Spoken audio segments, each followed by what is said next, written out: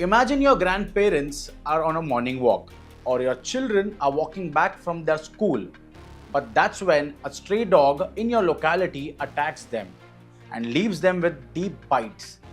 Isn't this heartbreaking and something will push you towards anger? Hello, everyone, and welcome back to Lokmat Times. Today, we deep dive into a crisis staring to the heart of India.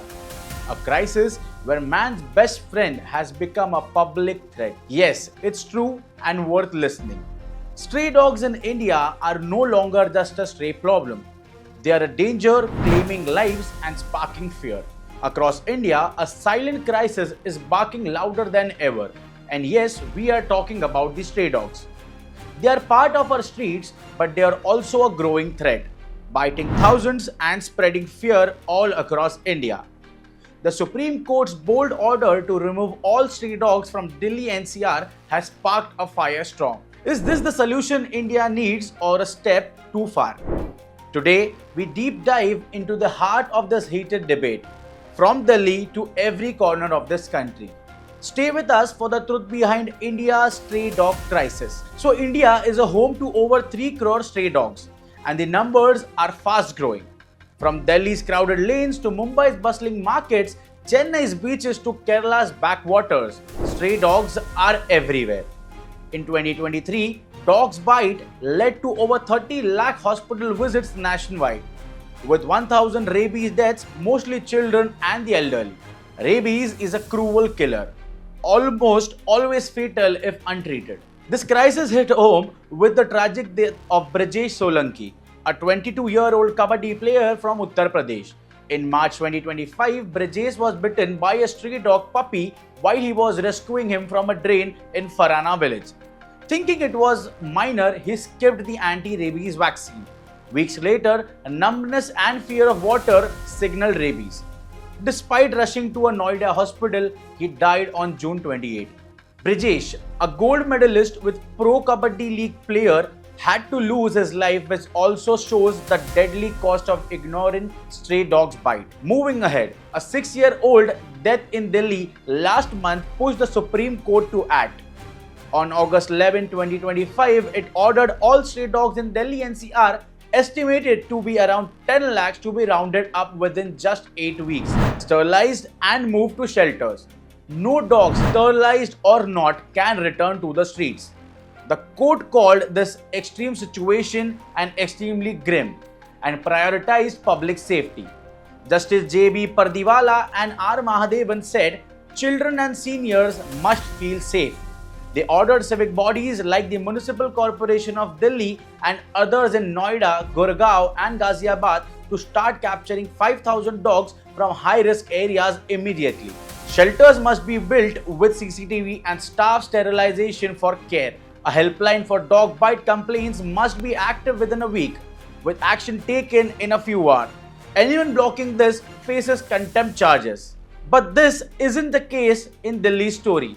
Cities like Mumbai report around 80,000 dog bites yearly. Chennai sees around 50,000, and Kerala's stray dog story have led to local debate.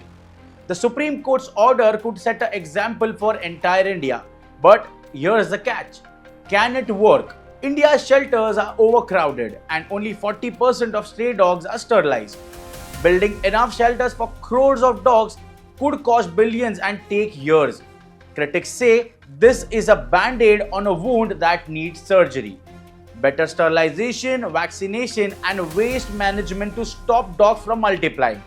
The Supreme Court's order has animal lovers up in arms. So PETA India's Dr. Mini Aravindan calls it cruel and unscientific, saying that moving 10 lakh dogs in Delhi alone will cause chaos and suffering. Further, she argues that mass sterilization and vaccination, not relocation, is the answer.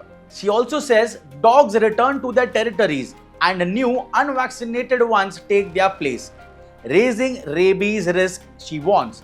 A post from PETA India on X says this is not just cruel, displacement has never worked.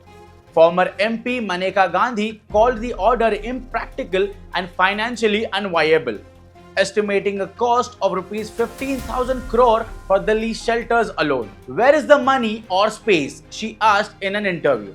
So activists like Gauri Mulekhi and Vidit Sharma say the court's order ignores India's animal birth control, also known as ABC rules of 2023, which require sterilized dogs to be released back to their areas.